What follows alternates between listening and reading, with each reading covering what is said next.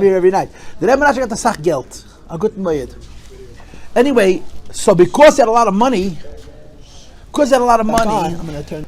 The people come to him for gemilas chasadim, for loans, particularly anshe mishpachim, family members.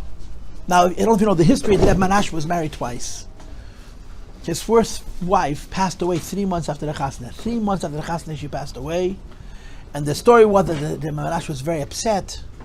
And that Tzemach Tzedek, when Tzemach Tzedek's kids got married, he built for each one of them a house and a shul on one of the streets of Lubavitch. Tzemach Tzedek wanted his children to stay in Lubavitch. So there was B'chaya for Tzemach Tzedek, there was like each son had his own little situation.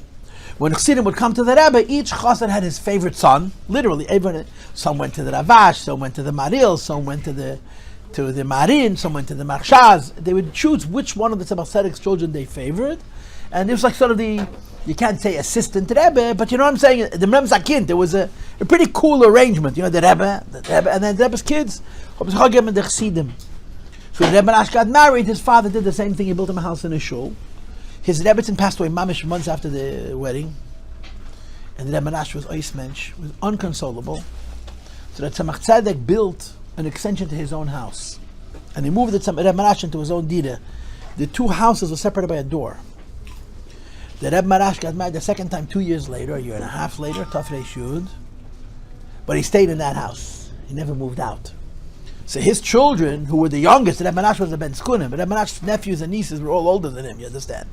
But his children, who were the mamish, the youngest, they knew that Tzemach Tzedek the best because they probably grew up in the house.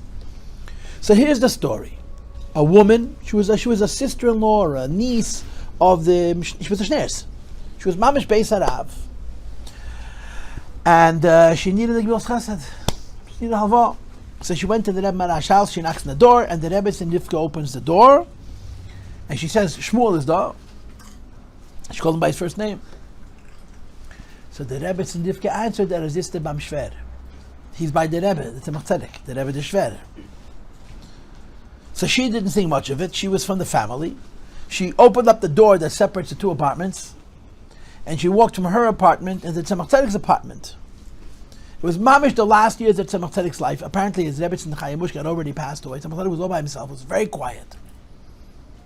And as she's walking through the apartment, the Tzemach Tzedek's cheder is open, the door's open. And she hears an argument from behind the door. What's the argument? Tzemach Tzedek says to his son, the Rebbe MaharaSh, sit down on my chair. Tzemach Tzedek says to his son, the Rebbe MaharaSh, he was a ben skunim, sit down on my chair. And the Rebbe MaharaSh says, I can't.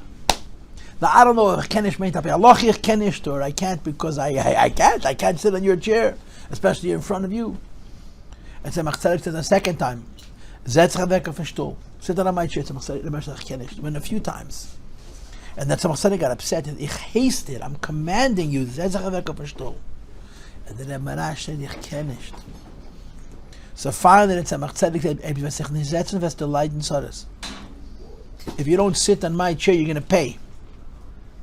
And the Rebbe MaharaSh said, ich kann nicht. Now this woman is standing outside the door. I don't know which team she was on. I mean, there were 7 teams. There were 7 sons. But she heard this conversation. And she understood exactly what the conversation meant. Tzemach Tzedek was telling his youngest son, who was 30 years younger than his oldest son. The difference was 2 generations in those days. Sit down on my chair, meaning I want you to be my Mamala Mokum. And if you'll sit on my chair, it'll work out. If you're not going to sit on my chair, you can have tzadis. And the Rebbe MaharaSh said, tzadis shmodis, I can't sit on your seat. And that's how the story ended. The MaharaSh walks out. You could imagine he was Mustama kind of upset. The whole conversation was it's a deep conversation. And he bumps into this girl, this woman, she stayed, she heard the whole thing. And then the MaharaSh realized that she knows the secret. That Tzemach Tzedek basically told his youngest son, I want you to take my seat. And the MaharaSh couldn't. So he turns to her and he says, Du wirst weiter mir rufen Shmuel, lenechach. Und keiner wird nicht wissen, was du hast gehört hinter den dir. He told her, you're going to continue calling me by my first name, no Rabbi, no Adamor, you're going to call me Shmuel till now. and no one's going to hear what you just heard behind the door. So she kept her word until the Tzemach Tzedek was nostalgic. But there was a big machlokes. After Tzemach Tzedek's stalkus, a number of the sons stayed in Lubavitch, and they lived on different streets, and they one by one left. The Maril left, the Marin left, the Marshaz left. And the MaharaSh was very upset because the Tzemach Tzedek said he doesn't mind if they have different shops, but he wants them all to have a shop in Lubavitch. But the Tzvish the Chassidim, it was too difficult. And one by one they left. So that's my upsetting story. Imagine he would sit down. It wasn't mitzad his sons that he left. You're saying it was mitzad the Chassidim? Yeah. The brothers would have figured it out. They were tzaddikim. They were big tzaddikim. Any of the boys with Rebbe's name? Just the Rebbe of MaharaSh and the Ravash. Who's that? The Rebbe's grandfather's grandfather was the oldest. Hapi Alocha, he should have been the Malamakam. He was a Bchar. And the Rebbe's father, Rebbe Leivik, Hapi Alocha, Bchar is Malamakam Avav. That's a din. If the oldest son is a Roi, he takes over his father's place. That's the halacha. In Kuhuna Gedela, in Malucha, and everything. If he's not Roi, it's a different story. Tzemach Tzedek told him he shouldn't be a Rebbe. And he told him, if you'll not be a Rebbe, I promise you that you'll get the double measure that a Bechor is entitled to. You don't know the story. And then he added, you'll get it in 4 generations from now. So Rebbe Levi calculated that he's 4th. So when the Rebbe Rasha passed away, and when the Rebbe became a Chosin, Rebbe Levi said, I made a mistake in the calculation. It's not 4 generations from the Tzemach Tzedek, it's 4 generations from the Ravash. And apparently the Rebbe got a double measure. But it looks like it. What's the Lashon HaPosuk? Pishnayim. A Bchor gets Pishnayim. But Tzemach Tzedek wouldn't sit in his father's chair. Why not? So in Nigle, he's a Frum Yid. Push Nigle. You're not allowed to sit in your father's chair. It's one of the halachas of Middas HaEmes. Moira, covered. You're not allowed to sit in your father's chair. The Rebbe, the Tzemach Tzedek, was his everything. The MaharaSh was a son, but he was also a chassid. And the idea that he should sit in front of his father was absolutely out of the question. And that, frumkeit, cost him so much agmas nefesh.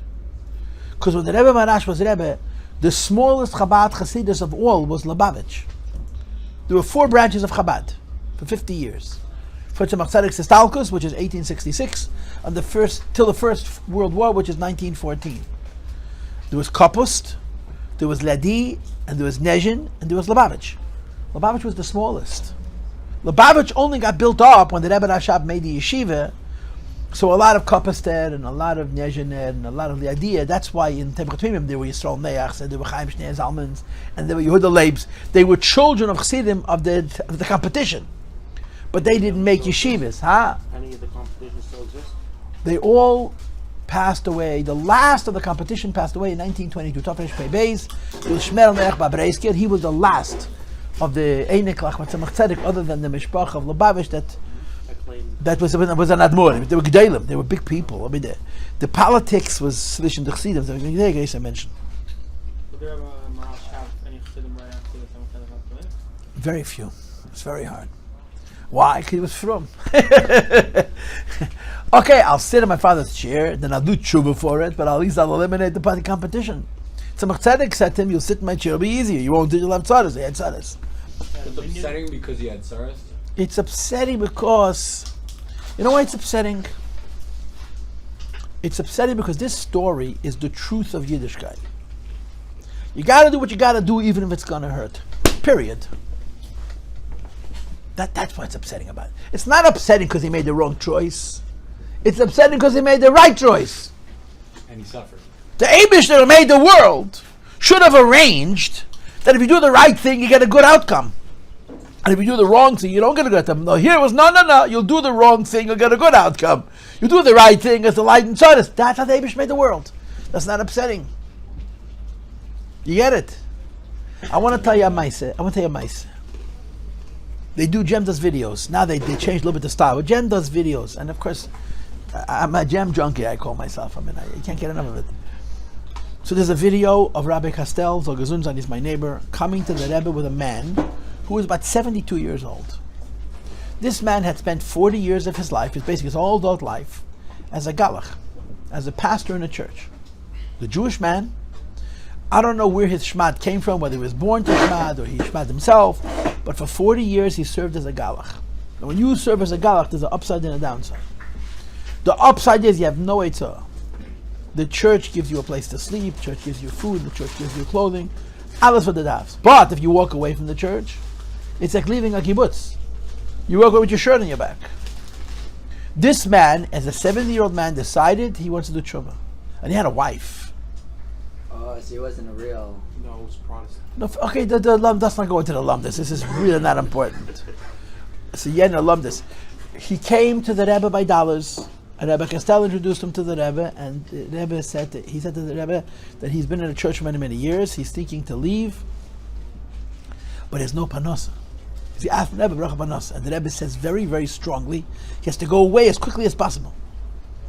So Rebbe Kastel says a second time, but he has to be able to support himself. He needs a panosa, and the Rebbe says again, he has to go away as quickly as possible. So I don't know if Rebbe Kastel asks a second time, but that's what you see in the video. When you see it in the video, it doesn't look so bad. You just see that the Rebbe says, and Michal, the Rebbe talked softly, but he said very firmly he has to leave the church. But twice he asked the Parnasa, and both times the answer Parnasa was leaving the church. The next morning, I see Rebbe Kastel in the mikvah, I say, did he leave the church? Yeah. Did he have Parnasa? He says, never.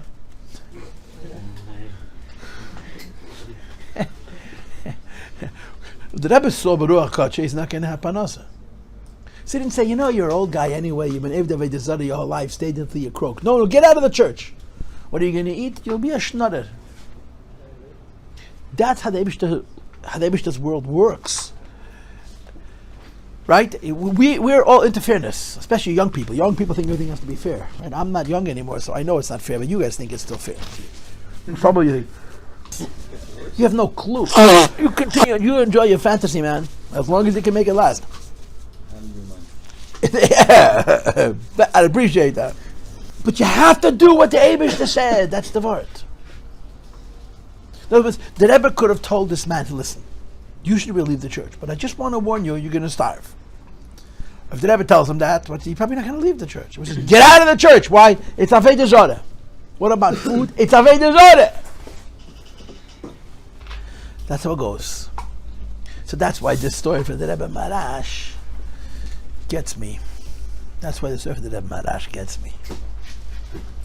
Now, I've been talking the whole Yom Tov, and after talking for enough time, you push get disgusted with your own voice. You know that.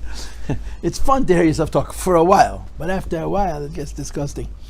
So I try not to repeat myself. I do every bringing in the same speech. You start from a different pasuk and you divide up the psukim differently. Where's the snachta? Where's the same pasuk? Where's the pashta? Where's the pazir? Where's the revi? Where's the savir?